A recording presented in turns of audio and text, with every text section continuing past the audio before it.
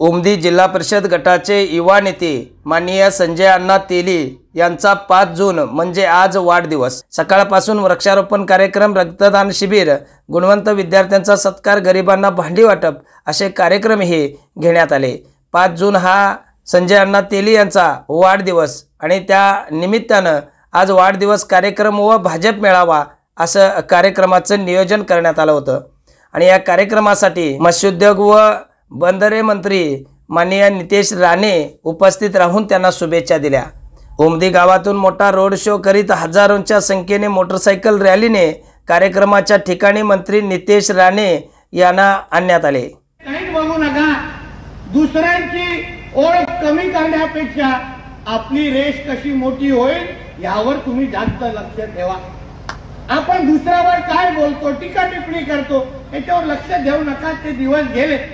आता आम्ही पण कसं, मी असो, गोपीचंद पडळकरजी असो, कोणाला ठाकरेंवर टीका करायचे तर लगेच आम्हाला फोन आहे, कोणाला पवारांवर टीका करायचे लगेच त्यांना गोपीचंदना फोन करायचा। पण आता तुम्ही सांगा, महाराष्ट्रामध्ये ठाकरे आणि पवार हे काय आता उरलंय का?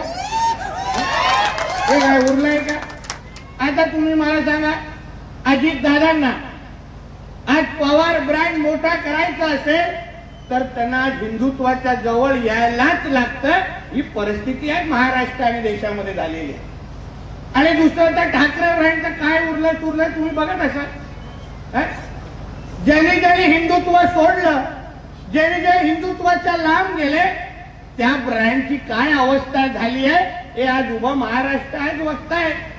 आज आमच्या हिंदुत्वाच्या ब्रँडची एवढी धास्ती घेतली आहे तर कधी नाही तर दोघं भाऊ आता एकत्र येण्याचा प्रयत्न करतात। कधी आता बातम्या सकाळपासून आमचे पत्रकार मित्र विचारतात, अहो नितेशजी, राज ठाकरे, उद्धव ठाकरे येणार आहेत का? मला विचारू नका, त्यांच्या बायकांना विचारा। कारण या घरात बायकांची भांडणं झालेली आणि म्हणून हे दोन भाऊ वेगळे झालेले। ते काय महाराष्ट्र आणि हिंदुत्वासाठी वेगळे झाले नव्हते। आणि दोघांना एकत्र आणायचे असेल तर ते काय महाराष्ट्रासाठी एकत्र येणार नाही, पण त्याच्या घरातल्या मुलांचं काहीतरी भलं झालं पाहिजे आणि म्हणून ते दोघं एकत्र येत आहेत। आणि मी तो बोलतो, एकदा येऊनच जाऊन होऊनच जाऊन दे, आम्हाला बघायचं महाराष्ट्रामध्ये एकच ब्रँड अतिशय ताकदीने जो मोठा होतोय त्याचं नाव आहे देवेंद्र फडणवीस। आणि त्या ब्रँडच्यामुळे आज महाराष्ट्र आज जो ताकदीने जो पुढे चाललाय ना त्याचा त्या एकच ब्रँडमुळे आहे। आणि म्हणून कोणी कितीही प्रयत्न करून दे, कोण काय होणार नाही त्याची चिंता बिलकुल करू नका।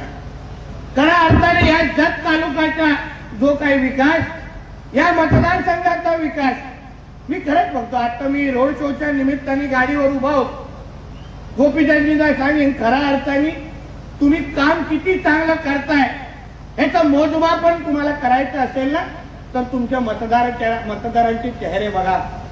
मी खरंच मी जीपवर उभा असताना मी जे त्यांना नमस्कार करत होते, हातवारे करत होते, प्रत्येकाचे चेहरे जवळून पाहतो।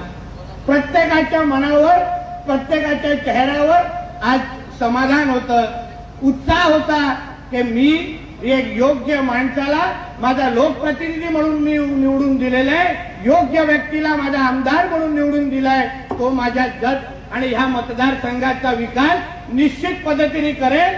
हा विश्वास आज जत तालुक्याच्या आणि मतदारसंघाच्या जनतेच्या चेहऱ्यावर बघायला मिळेल।